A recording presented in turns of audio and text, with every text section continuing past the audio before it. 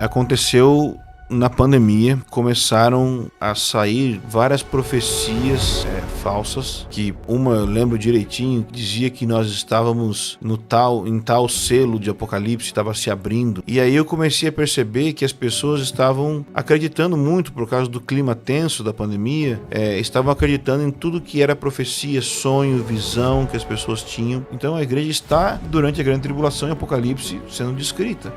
Então que Israel pode sim ser entendido como um sinal profético, que observar Israel é importante para pensar sobre profecia, sobre o fim dos tempos, importantíssimo.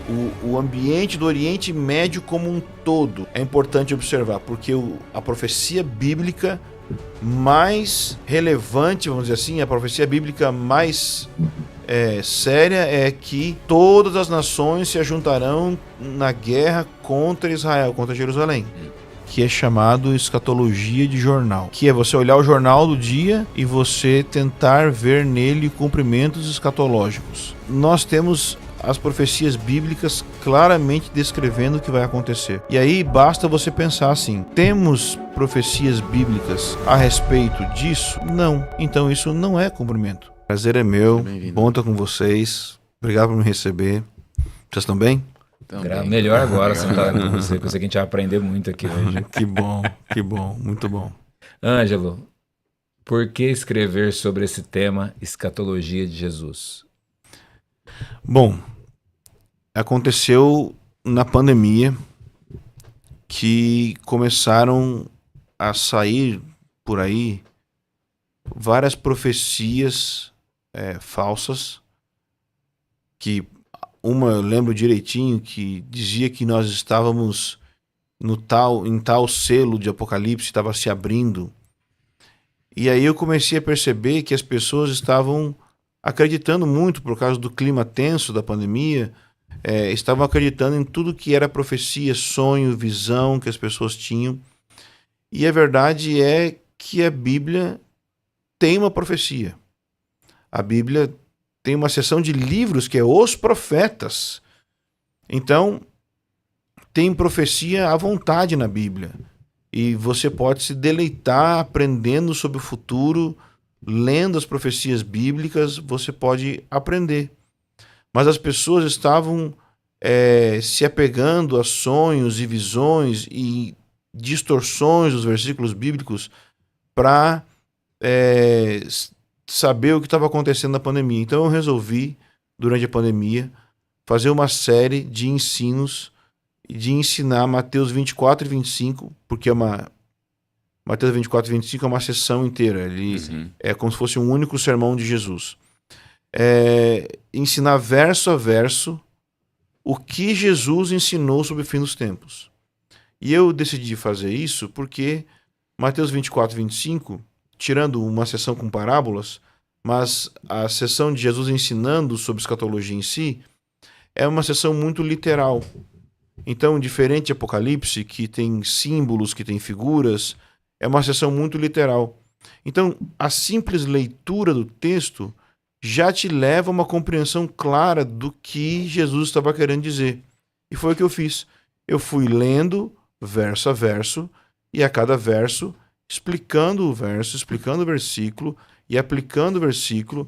E eu fiz isso por um período de semanas, e aí isso se tornou depois um curso. Eu decidi dar um curso com esse nome, Escatologia de Jesus, e o material desse curso, então, foi compilado e transformado em formato, para escrita de livro, e a gente produziu o livro.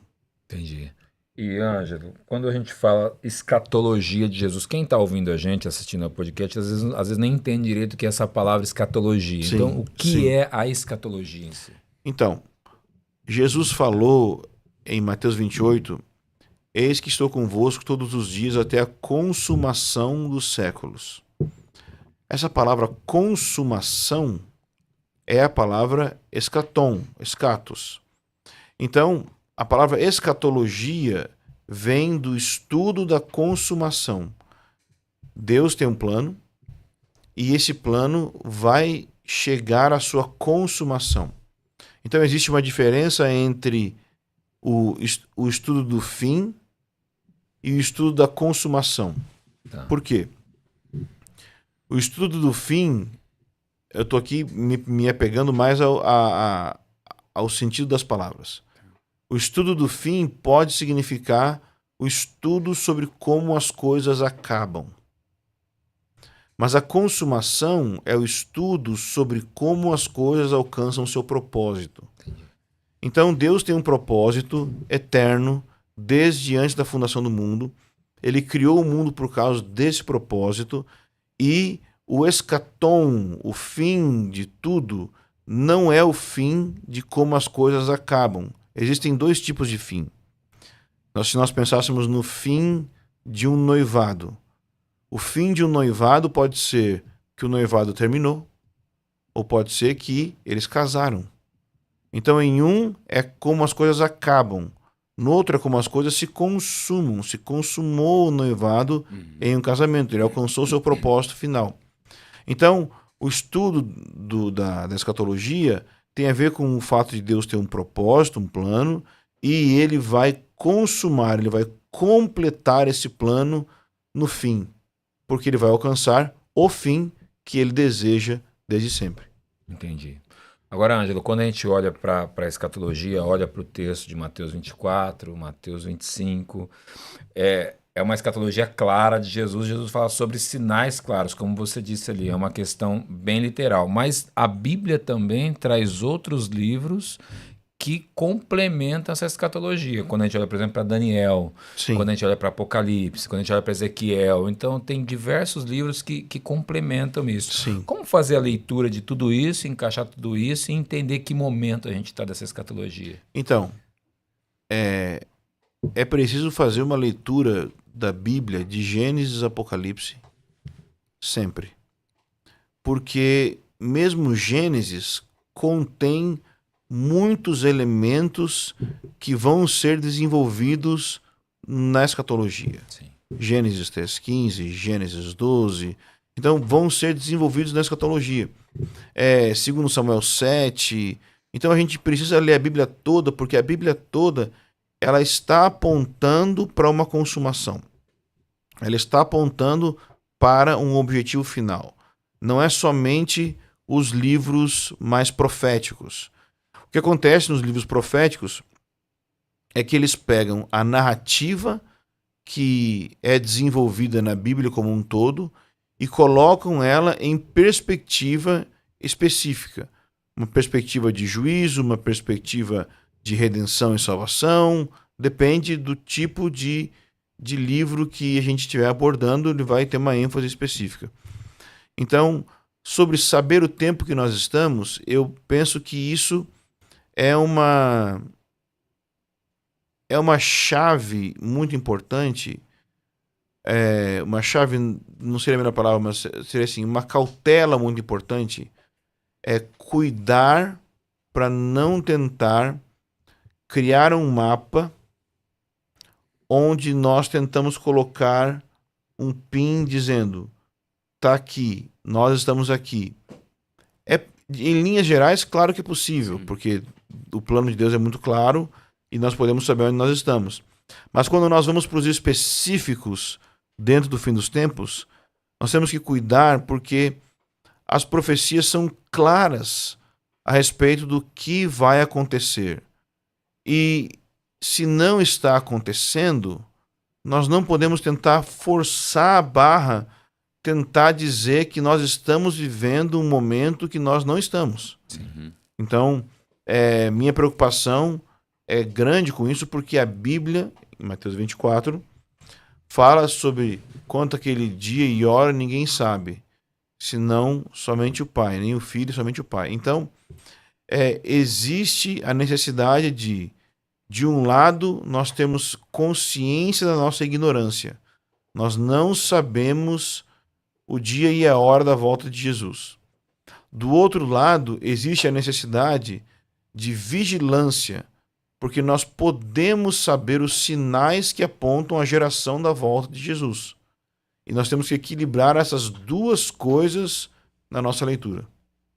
Quando a gente olha para o próprio texto de Mateus 24 e Mateus 25, Nós vemos ali sinais, inclusive sinais da natureza, né? Coisas que aconteceriam, que a natureza gritaria e a gente poderia enxergar isso como um sinal. Como a gente faz para olhar para esse texto e olhar para a história da Terra? Se a gente olhar desde quando o mundo é mundo, isso sempre aconteceu. Como a gente entender, bom, isso daqui que Jesus está dizendo é diferente do que aconteceu há 1000 anos atrás, é realmente o que está acontecendo agora. Como a gente traduz isso, entendeu, Ângelo? Então, existe uma diferença porque Jesus está falando de sinais globais, está falando de intensidade total. Nós temos acontecimentos no mundo que remetem a coisas que Jesus falou, principalmente na seção do princípio das dores, né? Então, nós temos isso acontecendo na história da humanidade. Mas quando Jesus vai colocar os sinais da vinda dele, esses sinais eles vão acontecer de maneira global, com intensidade total, a ponto de que todos vão ver. Não necessariamente todos vão saber interpretar. Sim. Mas todos vão ver. Então não vai ser uma coisa que eu preciso puxar um dado histórico e te convencer que aconteceu em tal época um terremoto assim e que em tal época aconteceu... Não. Eu não preciso... Isso... Bom, pelo menos essa é a minha posição. Sim. A posição que faz isso é a posição historicista.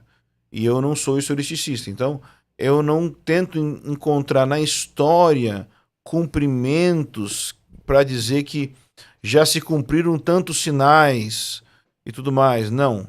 Eu creio que os sinais vão se cumprir ainda. Você acredita que isso, com o passar do tempo, assim como fala sobre os princípios das dores, sobre o parto, você acha que esses eventos vão se tornar cada vez mais próximos um do outro? Assim como uma mulher com contração próxima a ter uma criança? A ideia de princípio das dores foi provavelmente retirada de Isaías. Isaías usa o termo que os homens se contorciam com dores de parto, com a mão na barriga, mas depois ele fala, eis que demos à luz vento, não conseguimos trazer salvação para a terra, mas depois o texto diz, mas eis que os seus mortos ressuscitarão, mas daí mais adiante fala, entra na tua casa, entra no teu quarto, porque o Senhor sai para ferir a terra. Então parece que fala de dor de parto e juízo, tudo junto em Isaías, e parece que isso é base da onde Jesus tirou para falar do princípio das dores.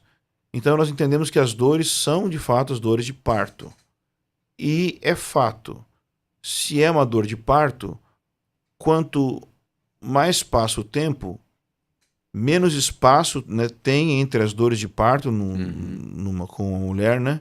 Menos espaço tem entre uma contração e outra, e mais forte é a contração cada vez que vai passando. E tem também as contrações de treino, que são aquilo que acontece antes das contrações verdadeiras, as contrações que vão levar ao parto, mas que já são contrações que levam ao corpo a ser treinado para o parto que há de chegar. Então, é possível que nós tenhamos, desde já, essas dores de parto, Broston Higgs, como é que é? Alguma coisa assim, o nome das dores. Então, tem essas dores, que são dores de treinamento do corpo da mulher, e eu creio que nós estamos nesse período, no mínimo, ok?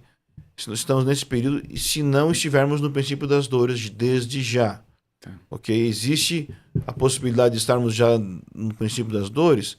Existe. Mas existem muitos sinais ali no princípio das dores que não necessariamente nós vivemos em plenitude. Sim. Então, eu creio que nós podemos estar no princípio das dores, mas eu falo isso com cautela. Né? Porque é difícil, né? Você cravar qualquer coisa dentro do cenário escatológico, porque isso muda muito rapidamente. Acredito que a visão que você tinha 10 anos atrás, olhando para hoje, vendo os fatos que estão acontecendo no mundo, isso vai mudando, né? sinceramente, não mudou porque eu pensava exatamente como eu penso agora. Eu não digo o pensamento como vai acontecer. Do cenário mundial. Mas você vem do cenário mundial. Não mudou. Porque eu não cria, por exemplo, como alguns criam, que o anticristo e o reino do anticristo viria da Europa. Porque com o BRICS teve um rompimento e você não tem 10 reinos agora. Então, mudou o mapa escatológico de quem acreditava dessa forma. Entendi. Então, de fato, se eu cresce dessa forma, eu teria mudado. Eu teria que mudar a maneira de pensar. Então, como eu penso que o anticristo vem de um contexto do Oriente Médio, então eu ainda estou pensando que vem. Eu continuo pensando. Pode ser que mude e eu tenha que revisar o que eu penso. Mas por enquanto não mudou. Por enquanto continua a mesma coisa. Até falando sobre essa figura do anticristo, Baso.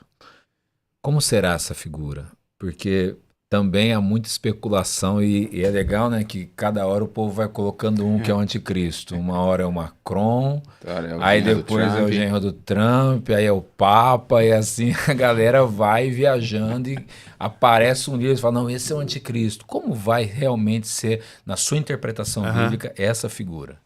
Então, o anticristo vai ser um líder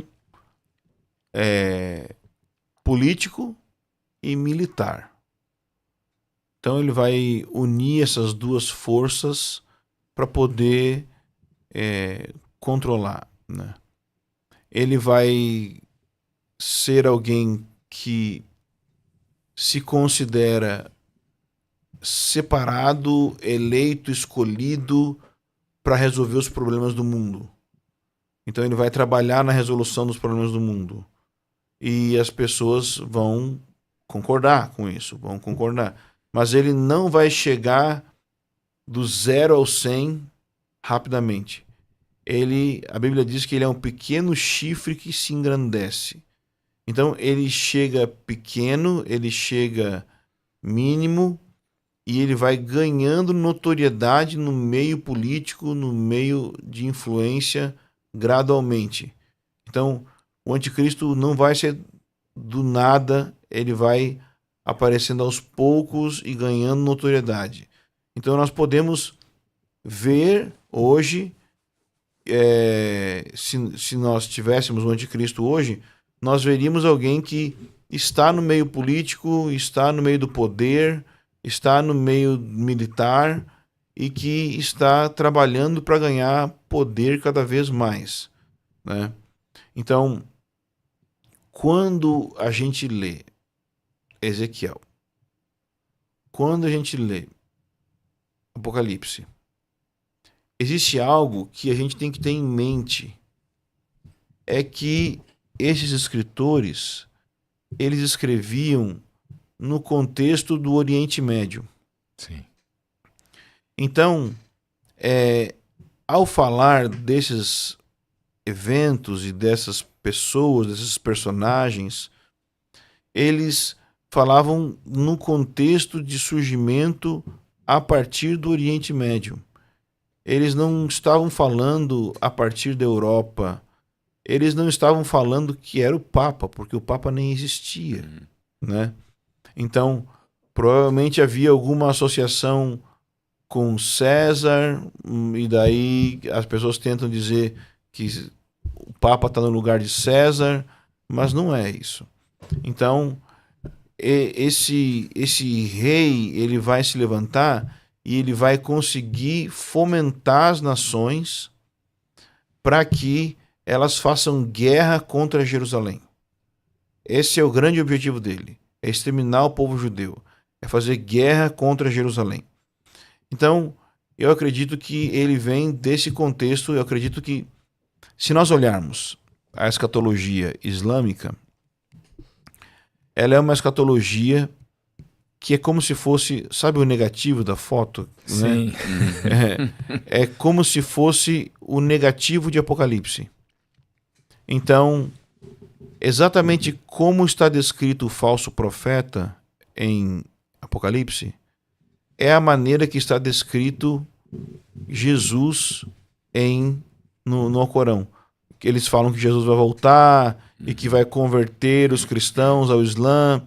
Então, é muito semelhante à postura do falso profeta, que vai operar sinais, que vai ter um discurso muito forte e que vai convencer as pessoas de certas coisas, de desviar, de idolatrar. Então, e se você prestar atenção, o 12º imã, o Mahdi, ele é muito parecido com a figura do anticristo. Então, você tem essa semelhança muito forte, como se fosse ao contrário da escatologia cristã, mas que se encaixa perfeitamente. Então eu acredito que o anticristo vem desse contexto. Desse contexto é que vai surgir. Vem inclusive do Islã, não Sim. só do Oriente Médio, mas também do Islã. Sim, e eu vejo que a ascensão do Islã, um exemplo claro, assim, claro não, mas como eu vou dizer, um exemplo estrondoso, é o prefeito de Nova York. Sim. Então você vê como que uma ideologia como essa do Islã ganha proporção a ponto de que a cidade, uma das cidades mais importantes do mundo, Sim. agora é governada por alguém que tem essa ideologia, apoia o comunismo também, mas que tem essa ideologia anti-Israel.